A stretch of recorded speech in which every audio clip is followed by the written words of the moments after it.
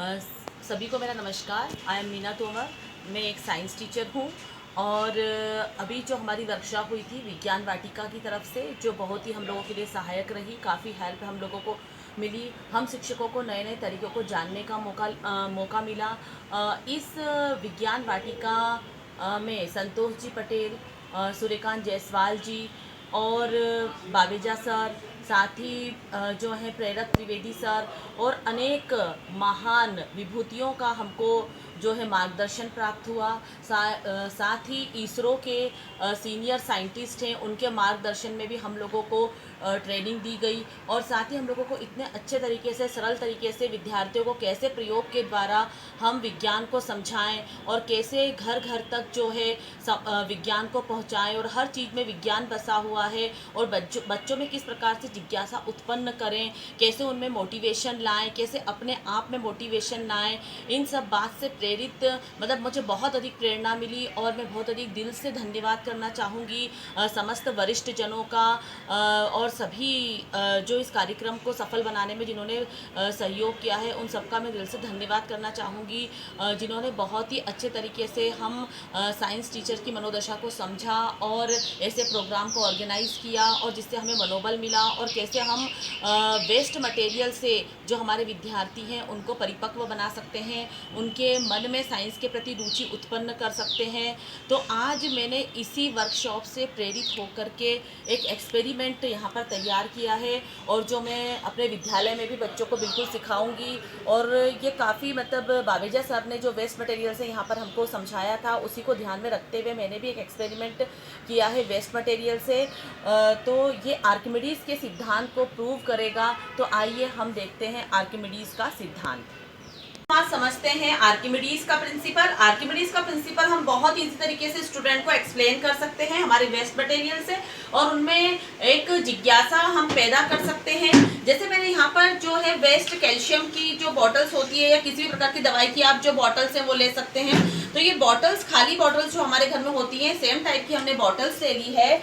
और सबसे पहले मैं बताना चाहूँगी कि आर्किमिडीज़ का जो सिद्धांत है वो है क्या। आर्किमिडीज़ जो थे ये एक गणितज्ञ थे और इन्होंने जो वाटर से जो फोर्स सप्लाई होता है, चाहे वो एक जहाज पर हो, चाहे वो एक लोहे की कील पर हो, तो इन्होंने उसके लिए अपना एक सिद्धांत दिया था। इनका जो सिद्धांत है वो ये बताता है कि कौन सी चीज़ जो है वो वाटर पर तैर सकती है और कौन सी चीज़ जो है वाटर में सिंक हो जाएगी, डूब जाएगी। तो यहाँ पे हम ये बता सकते हैं, जैसे आपके जो बच्चों के कोर्स बुक में आता है कि मोस्टली क्वेश्चन ये पूछा भी जाता है, बहुत इंपॉर्टेंट क्वेश्चन है कि वही लोहे का बना जहाज जो है वो तैरता रहता है और वही लोहे की कील जो है वो पानी में डूब जाती है, जबकि दोनों ही सेम मेटल से बने हुए हैं। तो उसी सिद्धांत को हम यहाँ पे आज प्रूव करने वाले हैं। जैसे मैंने ये वेस्ट मटेरियल वाली जो एक बॉटल है, प्लास्टिक की बॉटल ली है, इसका नॉब मैंने लगा दिया, इसमें इसको मैंने सैंड से फिलअप कर दिया है। आप ये सेकंड बॉटल देख सकते हैं, सेम साइज की, लेकिन मैंने इसको हाफ फिलअप किया है, वो भी सैंड से मैंने इसको फिलअप किया है। आप चाहें किसी से भी सॉइल से भी इसको फिलअप कर सकते हैं। फिर ये एक लास्ट बॉटल है जो ये एम्प्टी है, जो खाली है, और इसको भी मैंने लिया है। अब यहाँ पे देखिए ये तीनों बॉटल है, क्योंकि इनके ढक्कन एयर टाइट थे, इसलिए मैंने इस बॉटल्स को यहाँ पर लिया है। अब यहाँ पर हम आर्किमिडीज़ का जो प्रिंसिपल है उसको हम प्रूव करने की कोशिश करेंगे। सबसे पहले आप देखें, जो ये पूरी जो सैंड से फिलअप बॉटल है, कंप्लीटली जो भरी हुई बॉटल है, जब मैं इसको वाटर में डीप करती हूँ, आप देखेंगे जैसे ही मैं इसको वाटर में डालती हूँ तो ये वाटर के बिल्कुल बोलना चाहिए कि बॉटम में जा करके सेट हो जाती है, सेटल हो जाती है। उसी प्रकार से अगर हम एक स्टोन भी इसके अंदर डालेंगे तो वो स्टोन भी जा करके बॉटम में सेट हो जाएगा। अब रीजन क्या, अब हम पहले सेकंड बॉटल को देखते हैं। ये सेकंड बॉटल देखिए, जो हाफ हमने सैंड से इसको फिलअप किया है, जब हम इसको पानी में डालते हैं तो ये हाफ से थोड़ा सा ज्यादा क्या होती है, पानी में डीप हो जाती है। फिर ये थर्ड बॉटल देखें, जो एम्प्टी बॉटल है, जब हम इसको पानी में डालते हैं तो आप देखें ये फ्लोट करती रहती है। इसका बिल्कुल पार्शियली जो पार्ट है वो पानी में हल्का सा डीप होता है।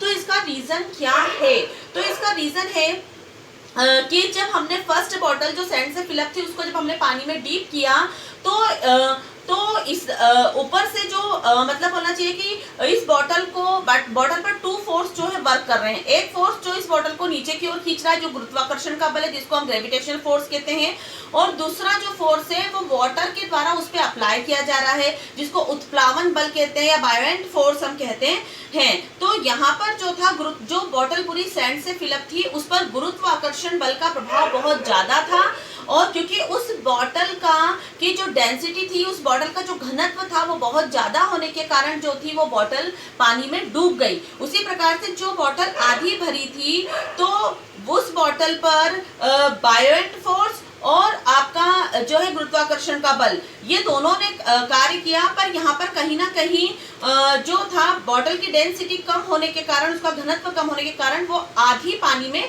डूबी और उस पर वो फ्लोट करने लगी। और जो बॉटल बिल्कुल एम्प्टी थी, जो बिल्कुल खाली थी, तो इसकी डेंसिटी थी ये बहुत ही कम थी, और जिसके कारण इस पर उत्प्लावन बल जो था उसने इजीली इस पर वर्क किया, ज्यादा उत्प्लावन बल यहाँ पर लगा, और यहाँ पर हम देखते हैं कि ये बॉटल जो थी ये पानी पर तैरने लगी। तो यहाँ पर हमको एक कॉन्सेप्ट समझ में आता है कि जिसका घनत्व ज्यादा होता है वो वस्तु जो होती है वो पानी में डूब जाती है, और जिसका घनत्व कम होता है वो वस्तु पानी पर तैरती रहती है। Thank you so much.